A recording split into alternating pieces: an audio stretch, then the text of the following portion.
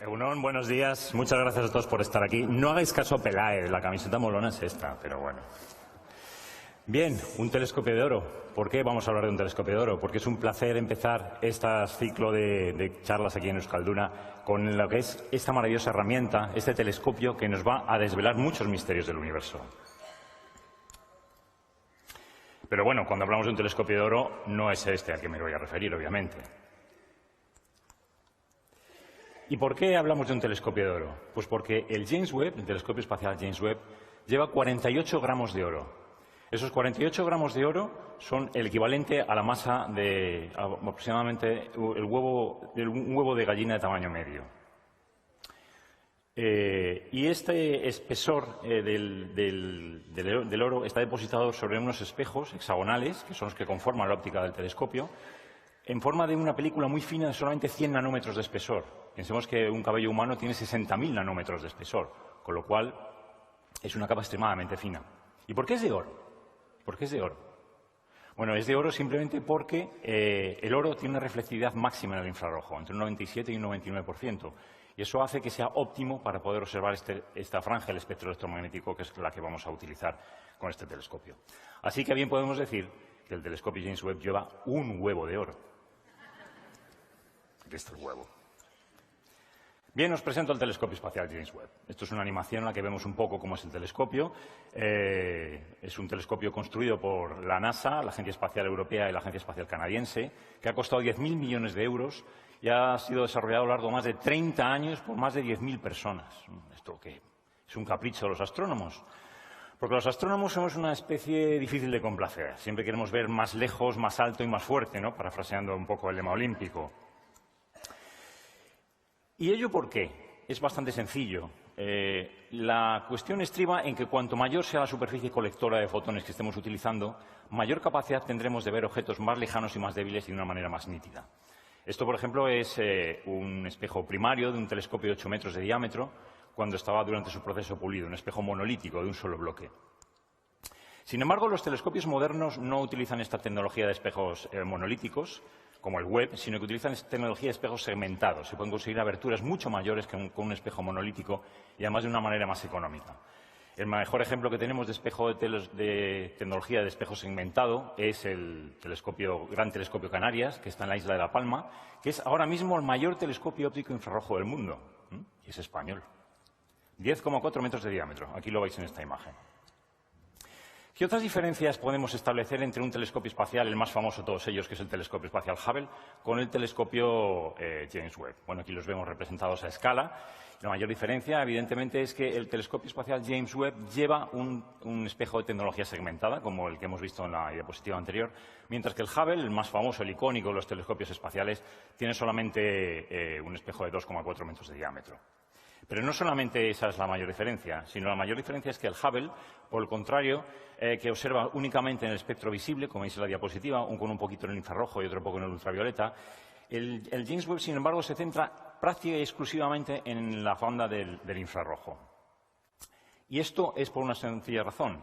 El infrarrojo es, por decirlo de alguna manera, el detectar el calor de los objetos. Las regiones de formación estelar en el universo, nubes moleculares de gas y polvo, son regiones muy oscuras que son opacas en la longitud de onda visible, no las podemos ver. En esta imagen lo que estamos observando, pues, una zona muy icónica fotografiada por el Hubble, llamada a los pilares de la creación, la nebulosa del Águila. En la parte izquierda de la fotografía lo que vemos es la imagen en el visible, esas nubes oscuras en las que apenas se distingue nada que están haciendo ahí dentro. En cambio, en la imagen en el infrarrojo, la que tenemos a la derecha, vemos una multitud de estrellas. Esto es lo que nos va a aportar el Webb. Vamos a poder penetrar profundamente en zonas en las que hasta ahora eran invisibles para los telescopios convencionales como el Hubble. ¿Qué tenemos que hacer para colocar un telescopio como el Webb en el espacio? Ubicarlo a una distancia lo suficientemente lejana de la Tierra para que el calor y la radiación del Sol y de la Tierra no molesten a las delicadísimas observaciones que va a hacer el Webb. Esto se ubica en una región del espacio que se denomina L5, el denominado punto 5 de Lagrange, que son zonas donde la mecánica orbital hace que la gravedad del Sol y la Tierra puedan conseguir que una nave espacial se coloque en ese punto y esté de una manera muy estable en ese lugar. sobre todo al estar en dirección opuesta al Sol y a la Tierra, conseguimos evitar la radiación de estos astros que nos molestan para las observaciones en el infrarrojo. La construcción del web fue bastante compleja. De hecho, aquí vemos, bueno, evidentemente también todos los técnicos a lo largo de todos estos años necesitan sus momentos selfie, como vemos en la fotografía, que se están reflejando en el espejo durante la construcción del espejo primario. Una de las fases críticas fue cuando se probaba el telescopio en las condiciones de vacío que iban a imperar en el punto de Lagrange donde iba a observar el telescopio. Se metían unas enormes cámaras de vacío para poder someter a toda la instrumentación en las condiciones en las que iba a observar el telescopio en su momento. Uno de los elementos fundamentales del telescopio es el parasol, que es el tamaño aproximado de un campo de tenis, y esto lo que hace es proteger al telescopio. Aquí el telescopio lo va a proteger de la radiación del Sol y de la Tierra, que están justo por debajo desde el punto de vista del telescopio. Este parasol hace que la temperatura en el lado donde está dando el Sol sea de aproximadamente unos 50 grados centígrados, mientras que en la parte en sombra 230 grados bajo cero, que es la temperatura ideal para observar el infrarrojo, que os recuerdo que tenemos que evitar que nos calienten los instrumentos. El día de Navidad del año pasado, el telescopio se puso en órbita, plegado completamente dentro de un cohete Ariane 5, despegó de la Guayana Francesa. En esta animación lo que vemos es todo el proceso de despliegue del telescopio a lo largo de su viaje de varios meses hasta L5, hasta 1,5 millones de kilómetros de distancia de la Tierra. En este tiempo, el telescopio hizo funcionar de una manera secuencial y perfecta, de una manera que nunca se había probado antes, cientos de mecanismos, servomotores, poleas, engranajes, tensores. Todos funcionaron a la perfección, de manera que el telescopio quedó desplegado completamente en el espacio. Ello se debe a que, claro, como habéis visto en la diapositiva anterior, todos los instrumentos, el telescopio iba plegado completamente con una crisálida dentro de su capullo y era imposible poderlo lanzarlo desplegado. De tal manera que, una vez que el telescopio está desplegado y operativo, a finales de primavera aproximadamente, de esta última primavera, ¿qué es lo que nos puede aportar este telescopio? Bueno, para eso os recomiendo que no esperáis la charla de mañana por la mañana del astrofísico y, sin embargo, amigo Miguel Santander, que nos va a contar cómo vamos a flipar o no con este telescopio. Pero yo creo que la perspectiva lo es todo. Una de las cosas que más nos puede aportar el telescopio es perspectiva. Y, como digo aquí, la perspectiva es muy importante. Aunque haya esta persona que opina que hay otras cuestiones más importantes, pero, en fin. Voy a terminar poniendo unas imágenes comparadas de lo que observa el telescopio Hubble y el telescopio James Webb. Esta, por ejemplo, es una galaxia del quinteto de Stefan, un cúmulo de galaxias lejano, a 300 millones de años luz de la Tierra, observada por el Hubble, en la que podemos ver pues, estas nubes oscuras de gas y polvo donde nacen estrellas. En el infrarrojo, estas nubes oscuras aparecen mucho más claramente, con toda su estructura muy delimitada, estas de aquí, gracias a la potencia infrarroja del James Webb. Esto es una nebulosa planetaria, la nebulosa del Anillo del Sur, la constelación de la Vela. Es una nebulosa que es el resto de la explosión de una estrella como el Sol en las últimas etapas de su vida, en la que la imagen del Hubble, bueno, la apreciamos un poco la estructura, pero sin mucho detalle.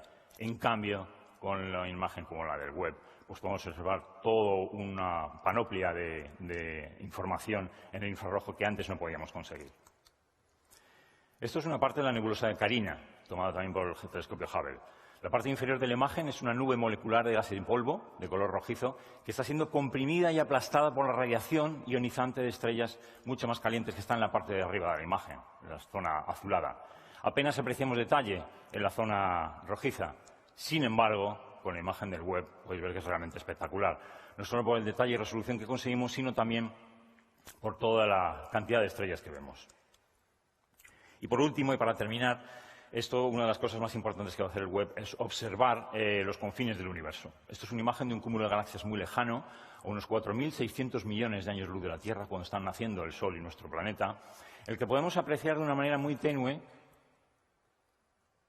esos arcos que son arcos gravitatorios, lentes gravitatorias, producidas por la deformación de luz de galaxias por detrás de otra galaxia más cercana debido a la relatividad general de Einstein. Bien, apenas son visibles en el Hubble, pero en la imagen del James Webb es todo un festín cósmico. Ahora, y para terminar, un ejercicio de imaginación en los 30 segundos que me quedan. Imaginaos que tenéis